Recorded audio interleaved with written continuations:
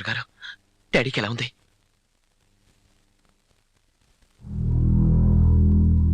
ఆనంద్ ఎప్పుడూ నవ్వుతూ ఉంటాడు, అందరికీ ధైర్యం చెబుతాడు.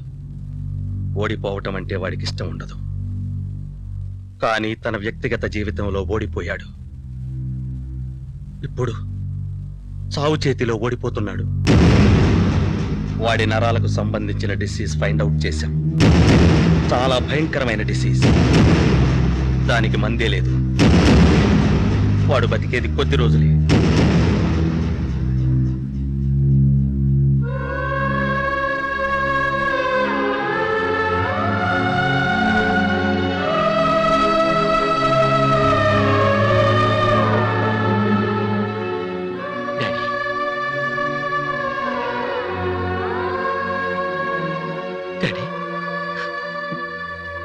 నా కన్న తండ్రి పోయినప్పుడు కూడా నేను ఒంటరివాడిని నాకు అనిపించలేదు.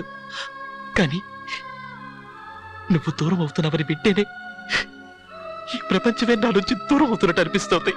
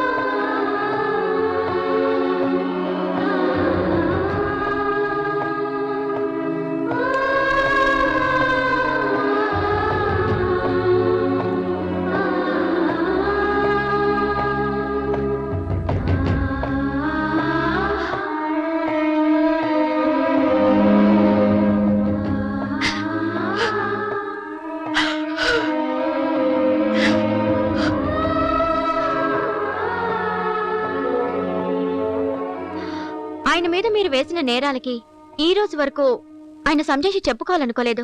అందుకని ఈ రోజు వరకు మీకే నిజాలు తెలియలేదు. ఆయన ఆఖరి క్షణాల్లో ఉన్నారు కాబట్టి నిజం చెప్తున్నాను.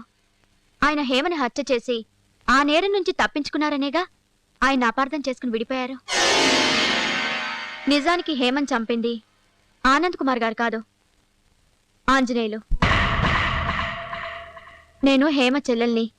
అక్కపోయాక అనాథైన నన్ను తనింటి ఆడపడుచులా చూసుకున్నారు. మీరనుకున్నట్టు ప్రసాద్ ఆయన కొడుకు కాదు, ఆయనకింకో భార్య లేదు. ఈ ప్రపంచంలో ఆయనకంటూ మిగిలింది మీరొక్కరే శారద గారు.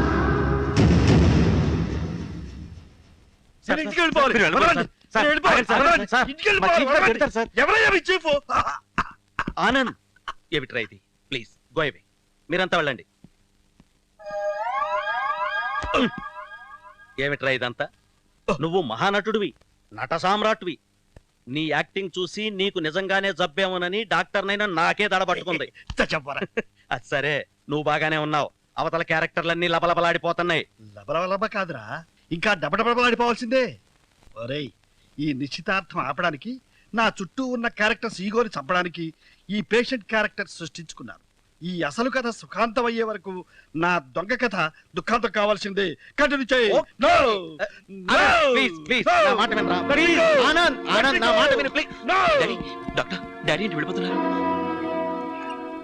ప్రసాద్, ఆయన ఉండేది ఇంకా 4 రోజులే.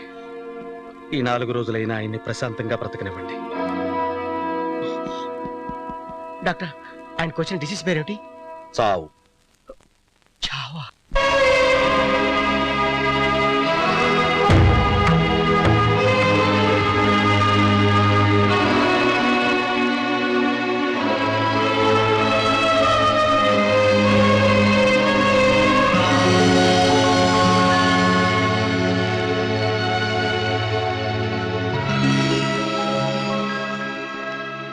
డాడీ,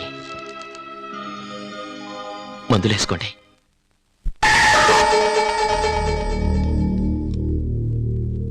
మంద సారీ, మధుపాత్రకి ఎదలో ఇంకా ఏమాత్రం చోటు లేదని మనసైన మాస్టారు చెప్పారు. మందంటే డాక్టర్ గారు ఇచ్చిన మందు డాడీ. ఈ మందు వేసుకుంటే నేను బ్రతుకుతాన్ని డాక్టర్ చెప్పాడా? ఎరా రైలు స్టేషన్లో ఉండగానే మనం టికెట్ కొనుక్కోవాలి. రైలు వెళ్ళిపోయిన తర్వాత టికెట్ కొనుక్కుంటే ప్రయోజనం ఏముంది? మనం ప్లాట్ఫామ్ మీద ఉంటాం, రైలు పట్టాల మీద వెళ్ళిపోతుంది. ఆనంద్, నువ్వు ఇంకొన్ని రోజులు బతకాలంటే రోజు 2 పెగ్గులు బ్రాందీ తీసుకోవాలి. డాక్టర్, నేను మందు తాగనని 20 సంవత్సరాల క్రితం శారదకి మాటిచ్చాను. పోనీ మెడిసిన్ గా తీసుకో. నో, ఆల్కహాల్ కలిసి ఉంటుందని కోకో కోలా కూడా మానేశాను. ఇంట్లో బారున్నది జస్ట్ గెస్ట్ల కోసమే. తాగితే ఇంకొన్ని రోజులు ఎక్కువ బతుకుతావురా. డాక్టర్ గా నేను చెబుతున్నాను, తాగరా.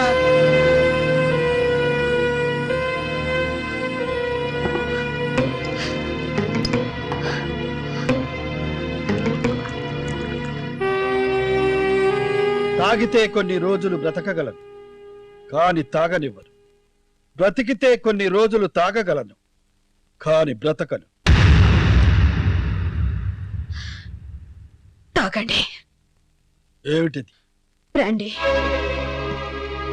ఇది తాగితే నా ఆయుష్ తగ్గుతుందని ఆ రోజు మాన్పించారు కదా. ఆ ఆయుష్ కొన్ని రోజులన్నా పెరుగుతుందని నేను తాగమంటున్నాను. నిజాలన్నీ తెలుసుకుని వచ్చాను. నువ్వన్నీ తెలుసుకుని వచ్చేసరికి నా జీవితమే ముగింపుకు వచ్చేసింది.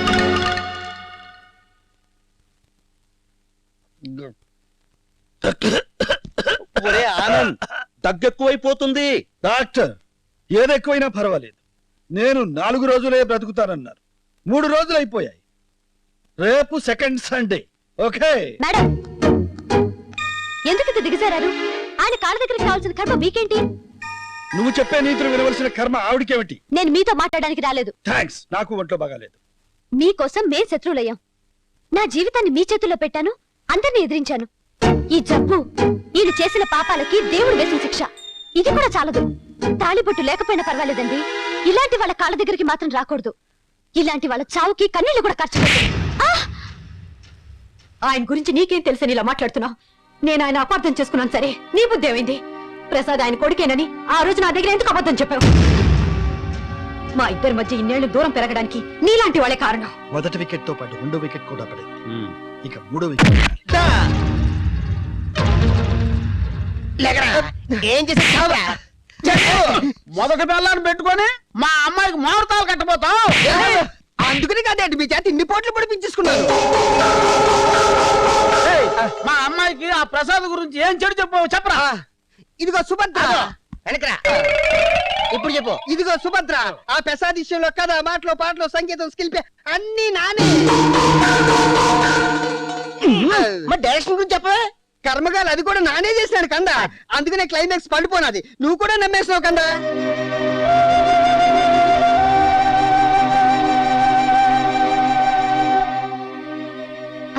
వెళ్ళండి. ఎవరి నిజాలు వాళ్ళకి తెలిసాయి, ఎవరి గొప్పలు వాళ్ళకి మిగిలాయి. ఈ ఆఖరి క్షణంలోనైనా ఆయన మనస్సంతిగా ఉంచే బాధ్యత నాది. వెళ్ళండి. ఏమండి, వాళ్ళిద్దరు విడిపోవడానికి కారణం నేను. వాళ్ళని కలిపే శక్తి మీ ఒక్కరికే ఉంది. మీ ఒక్కరి మాటే చెల్లుతుంది. ఈ ఉపకారం చేయండి, లేకపోతే జీవితాంతం నేను బాధపడాలి. నమ్మకం లేని మనుషుల్ని, క్షణానికి మారిపోయే మనసుల్ని కట్టుకోవడం నాకు ఇష్టం లేదు. ఆనంద్, ఏమండి డాక్టర్, ఏమండి?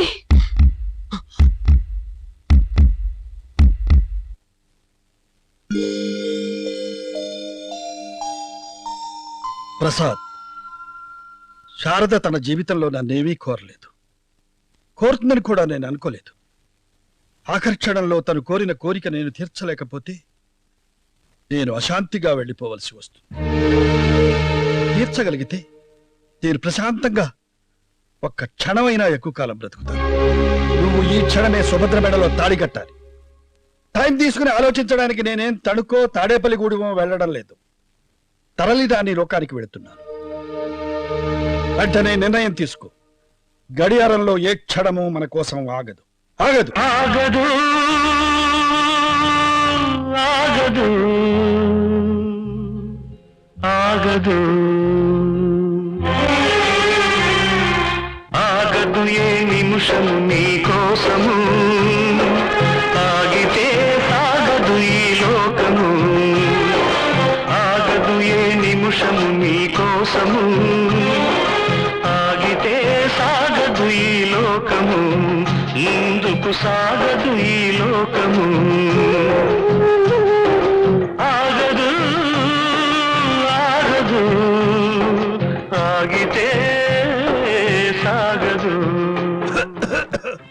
Prasad Taligattu. Okay daddy, okay. Okay అని నువ్వంటే కాదు, నేననాలి. తాళిగట్టు. తర్వాత కడతాను డాడీ. అంటే నేను వెళ్ళిపోయిన తర్వాత స్వర్గం టీవీలో లైవ్ టెలికాస్ట్ చూడాలరా నీ పెళ్లి?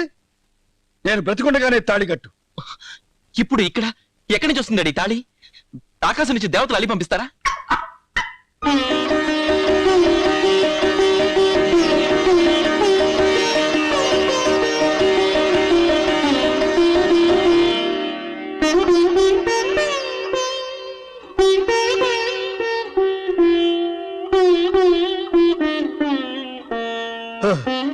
తాళిగట్టు.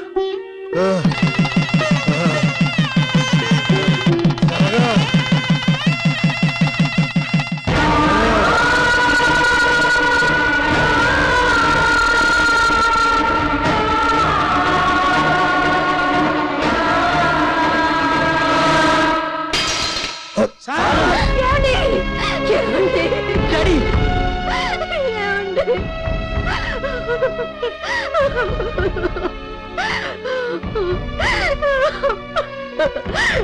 నేనెంత పాపిష్టిదానండి. బ్రతికుండగా క్షమించమని ఒక్క మాట అడగలేకపోయాను.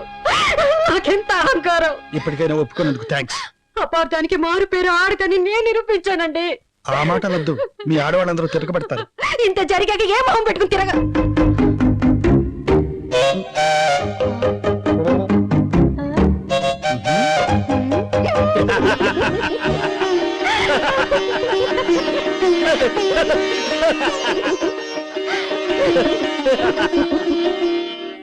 Excuse me. మీ అహాలు అపార్థాలు అనే పెద్ద గీతను చిన్న గీత చేయడానికి దాని పక్కన చావు అనే గీత గీసి జబ్బు అనే నాటకం ఆడాను. ఎస్, మేము కలిశామన్న ఆనందాన్ని మీరందరూ పంచుకోవచ్చు, కానీ వృధా అయిపోయిన మా జీవితాన్ని మీరు ఇవ్వగలరా? పెళ్లి అనేది 3 ముళ్ళ బంధమే కాదు, 100 ఏళ్ల అనుబంధం. తాళికట్టడం అనేది కేవలం సాంప్రదాయం. భార్యాభర్తల మధ్య అవగాహనే నిజమైన దాంపత్యం. Wish you all best married life.